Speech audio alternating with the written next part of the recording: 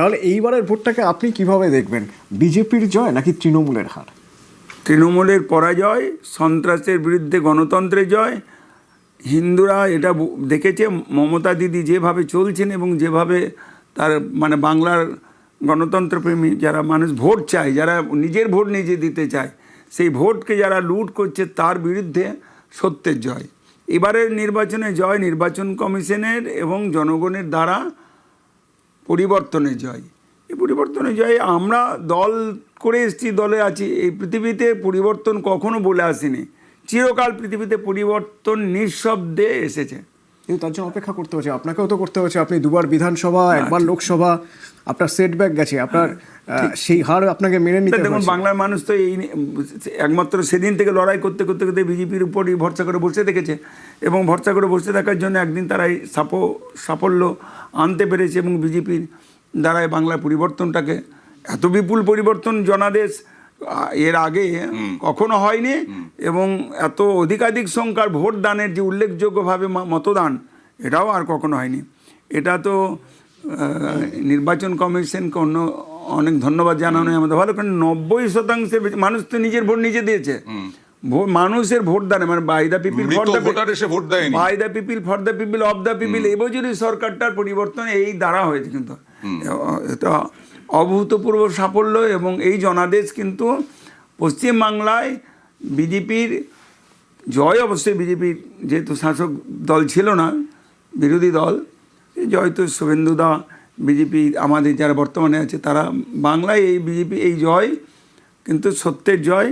না, বীরভূমের কথা যদি বলি, বীরভূমের লাল মাটি সবুজ মাটি হলো, তারপরে গেরুয়া কি করে হয়ে গেল?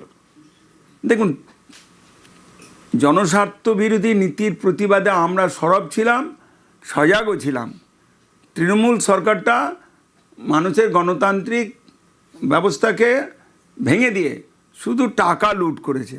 কি বালিঘাট বলুন, পাথরঘাটার বলুন, পঞ্চায়েত বলুন, পৌরসভা বলুন, জেলা পরিষদ বলুন, কোথাও কাজ হয় না, কাজ না করে পয়সা লুটেছে। এটা তো মানুষ দিনের আলোর মতো দেখছে, একটা কাজ হলো না, একটা স্কিমের টাকা পুরো লোপাট হয়ে গেল না।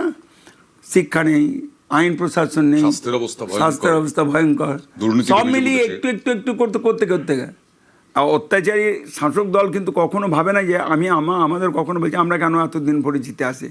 আমাদের বারবার মনে হচ্ছে আমাদের প্রতিটি চলা এবং বলা মানুষ কিন্তু লক্ষ্য রাখছে, এবং আমাদেরকে মানুষ প্রতি মুহূর্তে বিচার করছে যে আমাদের ঠিক হচ্ছে না বেঠিক হচ্ছে। আমরা শাসন ক্ষমতায় এসেছি, আগামী 5 বছর আমাদেরকে যদি সেভাবে চলতেও না পারি, মানুষের বিরুদ্ধে গণতন্ত্রের বিরুদ্ধে যায়, তাহলে মানুষ আমাদের একদিন না একদিন ছুঁড়ে ফেলবে। এখন আপনার সামনে অনেক দায়িত্ব, আপনি এখন মন্ত্রী, কিন্তু তার বাইরেও একটা দায়িত্ব থেকে যায় আপনার বীরভূমের জন্য, বীরভূমের মানুষের জন্য।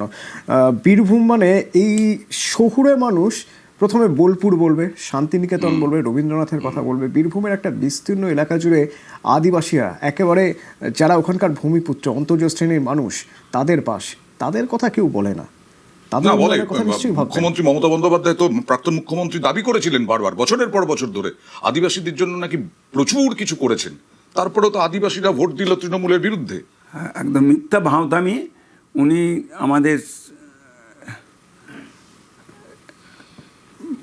ওই সমাজকে যেভাবে ভুল বুঝিয়েছেন, তাদের সঙ্গে যেটা চালাকি করছেন, এই যে আদিবাসীদের প্রচুর জমি, যেটা তৃণমূল কংগ্রেসের আমলে তৃণমূলের পান্ডারা, গুন্ডারা, তারা বেনামি করে ওই খাদান জমিগুলো তারা পাট্টা করিয়েছেন, তাদের কাছ থেকে ভুল লিজ করিয়েছেন, এবং সেই জায়গাগুলো তারা রমরমিয়ে ব্যবসা করছিলেন।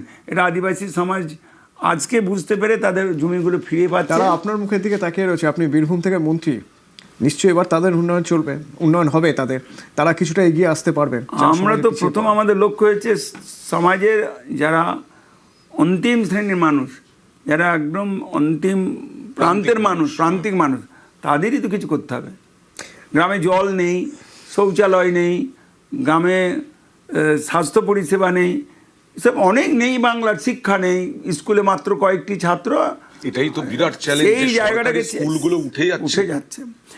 এটাই আমরা ধীরে ধীরে যে স্কুলগুলো শিক্ষক আছে, ছাত্র নেই, সেই স্কুলগুলোকে 2-3 করে শিক্ষক রেখে ফেলে রাখার কোনো দরকার না। আমরা ধীরে এগুলো ভাববো, এবং অনাবশ্যক খরচটাকে বন্ধ করে রেখে শিক্ষা ব্যবস্থার আমূল কিছু ঘটাতে হবে। আমরা তো চেষ্টা করি, সবে মাত্র 1 মাসের আমরা এই সরকারে তো আমাদের সরকার চালানোর অভিজ্ঞতাও আমরা যারা এসেছি, আমার তো এত বড় সরকার, মানে পঞ্চায়েতের একটা তৃতীয় মানে স্তরের সরকার চালিয়েছে, প্রশাসনিক কাজটা সামলেছে, কিন্তু বৃহত্তর এই রাজ্যের যেই সরকার চালানো, আমাদের তো প্রত্যক্ষ অভিজ্ঞতা, ধীরে ধীরে আমাদের হবে, অভিজ্ঞতা বাড়বে এবং আমরা আরো ভালো করে। তৃণমূলেরও তো সেই অভিজ্ঞতা ছিল না, কিন্তু 2011-র পর থেকে দেখলাম আমরা করে কমে খাও, সরকারে যখন এসেছি করে কমে খাওয়ার রাজনীতি, এইটা নিশ্চয়ই বিজেপি অ্যালাউ করবে না। না না, ও তো সিপিএমের আমল থেকে এসছে। এই মানে সাক্ষরতা দূরীকরণের সময় তৃণমূলের একটা স্লোগান ছিল, কিছু করে দে মা লুটে পুটে খায়। সেই জায়গাটাকে তৃণমূল আরো বড় করে আঁকড়ে ধরলো, নিয়ে তৃণমূল পশ্চিমবাংলার বিভিন্ন খাতের টাকা, বিভিন্ন উন্নয়নের টাকা, এগুলো লুটপাট করতে থাকলো। আপনি দীর্ঘদিন বীরভূম দেখেছেন, একদম হাতের তালুর মতো আপনি বীরভূম চেনেন। বীরভূমের পরিবর্তন দেখেছেন আপনি, গত 15 বছরে বীরভূম অনেক বদলে গেছে। আমি যদি শুধু শান্তিনিকেতন বলি, শান্তিনিকেতনের সংস্কৃতি বদলে গিয়েছে। শান্তিনিকেতন অনেক বেশি বাণিজ্যিক হয়ে গিয়েছে, প্রচুর হোটেল রিসোর্টস হয়ে গিয়েছে, যেখানে সেখানে বাজার, এবং পুরোটাই ওই করে খাওয়ার ব্যাপার হয়ে দাঁড়িয়েছে। সেগুলো তো বন্ধ করতে হবে এবার।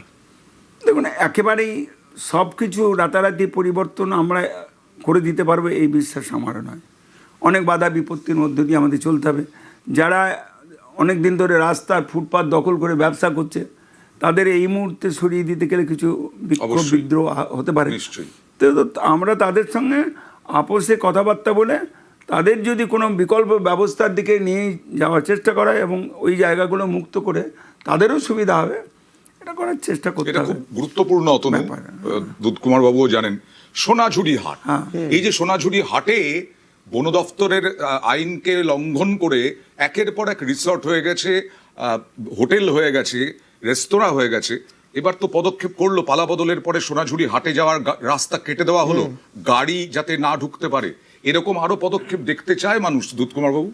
অবশ্যই অবশ্যই, বাংলা মানুষ তো ধীরে ধীরে, আজকে দেখুন না, আজকেই তো উদ্বোধন প্রথম বাসে যাওয়ার, যেটা বিজেপি বলেছিল যে যে প্রতিশ্রুতিগুলো বিজেপি নির্বাচনের সময় দিয়েছে, একটু একটু করে হলেও সেটা মানুষের কাছ থেকে সেই পরিষেবাটা পৌঁছে দেওয়ার জন্য মানে উদ্যোগী করছে। তো লক্ষ্মী ভাণ্ডার, যা যা বলেছে, আয়ুষ্মান ভারত, আবাস যোজনা, 100 দিনের কাজ, এই সব ব্যাপার, এই সবগুলোকে ধীরে ধীরে বিজেপি ইমপ্লিমেন্ট করবে এবং সময় লাগবে হয়তো, মাত্র।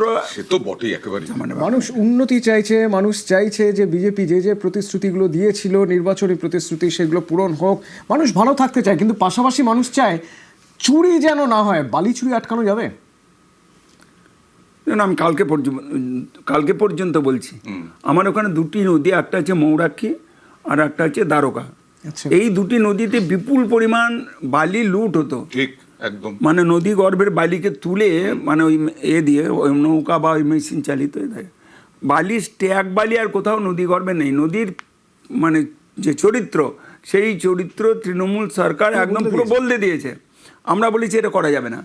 আপনি যে জায়গায় পাট্টা দিয়েছেন বা মানে লিজ দিয়েছেন, সেই জায়গায় বালি কোথায় জমা আছে দেখেন। কালকে পরশু দিন রাত্রে বিএলআর সাহেবকে বললাম, 2-1 গাড়ি বালি যাচ্ছিল, অবশ্য আন্ডারলোড। তো আমরা বালিটা যাচ্ছে কোথা থেকে? বেআইনি ক্রাশার আছে, এখন ক্রাশার আছে। তো তারপর আজকে এনকোয়ারি করার কথা ছিল, কিন্তু আজকে এখানে প্রোগ্রাম আসার জন্য আমার জয়েন্ট ভেরিফিকেশন বা জয়েন্ট ইন্সপেকশনটাই আমি থাকতে পারলাম না। আমরা এখনো পর্যন্ত আটকে রেখেছি না বালি মাফিয়ারা। মানে এখন তো সরকারের একটা অংশ যে পয়সার ভাগটা নিত, বিএলআরও বলুন, থানা পুলিশ প্রশাসন বলুন, যারা রাতভর পয়সা লুট করেছে শাসক দলের সপক্ষে সাহায্য করে, তো সেটা তো বন্ধ হয়ে আছে এখনো পর্যন্ত। আগামী দিনে আমরা এটা রুখতে পারবো কি পারবো না সেটা সময় বলবে, কিন্তু দৃঢ় বিশ্বাস সেই এলাকার মানুষ বালি পায় না, অথচ বালিটা লুট হয়ে চলে যাচ্ছে। আজকে গরিব মানুষ একটা বাড়িতে ছাদ ঢালাই করার জন্য বালি পাচ্ছে না। ঠিক, তা আমরা ওটা বলেছি, ও বালিগুলো স্থানীয় মানুষের প্রয়োজনে আগে মেটাতে হবে, কম দামে বালিটা দিতে হবে, ঘাট মালিকরা লিজ পেয়েছে বালি আছে কিনা এটা দেখতে হবে, তারপর হবে। এখন কোথায় গিয়ে দাঁড়াবে এটা তো, হ্যাঁ সে তো বটেই। আমরা চেষ্টা করি, মানুষ আপনাদের কাছ থেকে স্বস্তি পেতে ভোট দিয়েছেন তৃণমূলের বিরুদ্ধে। স্বস্তি পেতে সময় লাগবে একটু, একদিনেই তো হবে না, এক রাতে হবে না। আপনাকে আবার একটু পুরনো দিনে ফিরিয়ে নিয়ে যাই। এই যে এতদিন ধরে লড়াই করলেন বিরোধী দলের নেতা হিসেবে, এখন কি স্বস্তি লাগছে? দেখুন, সরকারের পরিবর্তনটাই আমাদের কাছে অনেক বড় স্বস্তির কারণ। আমরা যে কারণে যেটা আমরা ভেবে লড়ছিলাম, যে এই সরকারটাকে বদলাতে হবে। আমরা সরকারটা বদল করতে পেরেছি মানুষের সাহায্য নিয়ে। এখন ব্যবস্থার পরিবর্তন করতে হবে। সেই ব্যবস্থা মানে যা এতদিন ধরে যে জিনিসগুলো সমাজ মানে সরকারি প্রশাসনিক স্তরের আমলাদেরকে কাজে লাগিয়ে যে দুর্নীতির আগড়া তৈরি করে, সিস্টেমের খোল নলচে বদলাতে হবে। সেটা একদিনে পারবো না। আমার দৃঢ় বিশ্বাস। আজকে দেখুন এতগুলো লোক আজকে অ্যারেস্ট হচ্ছে কেন? তৃণমূলের কাউন্সিলর থেকে অনেক আরম্ভ করে- নেতাদের বাড়ি থেকে বড় বড় অঙ্কের টাকা এবং দুর্নীতির গন্ধ পাওয়া যাচ্ছে। তারা গ্রাম ছেড়ে পালিয়ে যাচ্ছে। আমরা মারিনি, আমরা গ্রাম ছাড়া করিনি, কিন্তু তৃণমূলের নেতারাই নির্বাচনে পরে পরে আতঙ্কে গ্রাম ছাড়া হয়ে যাচ্ছে। পাড়ায় পাড়ায় আতঙ্কে কাউন্সিলর তারা দেখা যাচ্ছে বিজেপির না। সঙ্গে আগে থেকে দল বদল করে এসে গায়ে গেরুয়া রং, মাথায় গেরুয়া রং মেখে বিজেপির সঙ্গে মিছিলে পথ হেঁটেছে। গায়ে গেরুয়া মানে উত্তরীয় নিয়ে তারা আমাদের সঙ্গে না ডাকতেই আজকে ভিতরে ঢুকে না, পড়ছে। তাদেরকে চিহ্নিত করে রেখেছেন তো, যে এরা যদি অবশ্যই, ভবিষ্যতে অবশ্যই। এটা বিজেপিতে আমরা- আসতে চায়। আমাদের স্থানীয়ভাবে আমরা তো হ্যাঁ, লোকগুলোকে স্থানীয়ভাবে ভালোভাবে বলছি। চিনি না, তারা করেছে। তারা আবার আমি অবাক হয়ে যাবেন, আমার পঞ্চায়েত সমিতির যেটা ময়ূরেশ্বর 2, তারা আমি একদিন ওরা আমাকে শুভেচ্ছা জানানোর জন্য আহ্বান জানিয়েছিল, বিডিও সাহেব ছিলেন। তারা আমার কাছে হাত জোর করে প্রার্থনা করে বলছে, দুধবাবু আমরা কিন্তু আর তৃণমূলে নেই, আপনাদের সঙ্গে। তা আমি বললাম, না, আমাদের গেরুয়া রং মাখাও যাবে না, আর তোমাকে আমাদের দলে এলে নেওয়াও যাবে না। তো কি করা যায়, তার একটা বিকল্প পথ করলাম, তোমরা যেখানে আছো সেখানেই থাকো, কিন্তু আমরা বিজেপি মানে যারা যেটা বলবো সেই কাজগুলো তোমরা করো। এখন আর 2.5 বছর সময় আছে, নির্বাচন হয়তো সরকার ভেঙে দিতেও পারে, এই পঞ্চায়েতগুলো আমাদের সরকার না ভাঙতেও পারে। এখন সরকার কি করবে আমাদের সঙ্গে বসে, তা আমরা এক্ষুনি তাদেরকে দলে আমরা নেব না, কিন্তু তাদের উপর কোনো আক্রমণও করবো না। একটা বিকল্প কিছু ভাবনা চলছে আর কি, তাতে আমার মনে হয় সুফল পাওয়া যাবে। অনেকেই নির্বাচন মানে রিজাইন করে দিচ্ছে, ভয়ে রিজাইন করছে। হ্যাঁ, কাউন্সিলররা করছেন। এটা আপনাদের দায়িত্বের মধ্যে পড়ে যে তারা যাতে নির্ভয়ে থাকতে পারে। মানে এমন নয় যে আপনারা উল্টে তাদের উপর প্রতিশোধ দেবেন বা আপনাদের কোনো কর্মীরা প্রতিশোধ নেবে। এতদিন ধরে মার খেয়ে এসেছে, তো সেই জায়গাটাও আপনাদেরই নিশ্চিত করতে হবে। ঠিক। আমি নাম করতে পারছি না, নাম করতে চাইছিও না। আমার বিধানসভা কেন্দ্রে 2 বড় তৃণমূলের নেতা, তারা নির্বাচনের ঘোষণার পরে আমার কাছে এসেছে। তারা আমার কাছে প্রতিশ্রুতি রেখেছে যে আমরা ভোটটা তৃণমূলের হয়ে করব না, বিজেপির হয়ে করব, কিন্তু প্রকাশ্যে আপনাদের সঙ্গে নয়। ভোটের পরে যেন আমাদের উপর কোনো অত্যাচারটা না হয়। তারা এত অত্যাচার, এত সন্ত্রাস, এত দুর্নীতির সঙ্গে জড়িয়ে আছে। নিজের দলের কাছ থেকে তারা দেখেছে তৃণমূল দলটা যদি ক্ষমতায় আসে তাহলে আমাদের কিন্তু আর বাঁচতে দেবে না। ভাই এটা করেছে তারা। অনেক শুভেচ্ছা আবারও, আগামীর জন্যও শুভেচ্ছা। আপনি নিশ্চয়ই মানুষের পাশে দাঁড়াবেন, মানুষের হয়ে কাজ করবেন, এই আমাদের প্রার্থনা। অনেক ধন্যবাদ আপনাকে আমাদের সঙ্গে সময় দেওয়ার জন্য।